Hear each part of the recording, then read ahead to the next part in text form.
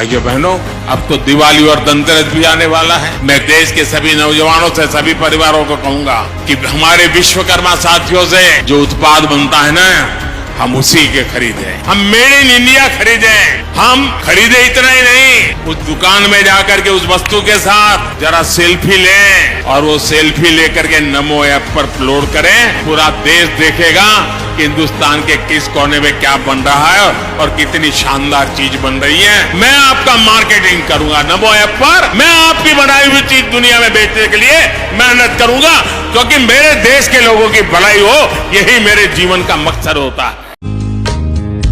वो बुझ गई दिया की बाती रे, जैसे ओस ना मोती।